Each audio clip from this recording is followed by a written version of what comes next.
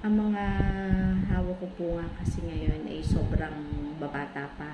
Kumbaga po ay baliwala pa sa kanila yung mga result ng test, yung magiging grades nila sa card, yung pong ganun. Parang ang sa kanila pa lamang po ay basta sila nakakuha ng test. O, ganyan po, makapagsagot ng test kahit mali. Yung mga ganun po ngayon kasi ngayon ng mga iniisip ng bata, hindi nyo pa po talaga sila makikitaan ng yung kakabahan man lamang na bagsak sila sa test. Wala po kayo makikitang reaction sa mga bata ngayon. Bibihira na po ngayon yung mga batang matured sa age na 7.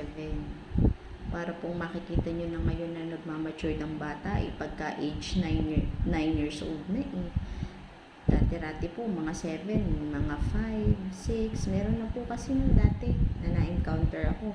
Ngayon, 7 years old na, wala pa rin kabait-bait. Diyos ko po, parang talagang kailangan nyo pa rin ulok-ulukan bago nyo pa mapagawa. Ganyan po.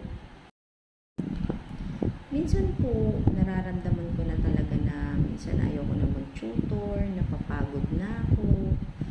Yan, talagang dahil minsan po talaga ngayon, sobrang hirap talaga na ngayon magpatuto sa bata. Baga po ay lahat na ginawa niyo. Pero naisip ko din naman, kung hindi ako mag-tutor, sino pa? Sino pa tatanggap sa mga batang iba na hindi nga, baga, hindi na nga maintindi ng magulang kasi busy. Yan, ganun. Yun na lang po lagi ang nasa sa isip ko. Para lang po talagang ako yung lakasan pa ng loob na mag-tutor. At syempre nakakaawa din naman po yung mga bata na nangangailangan nga ng tutor.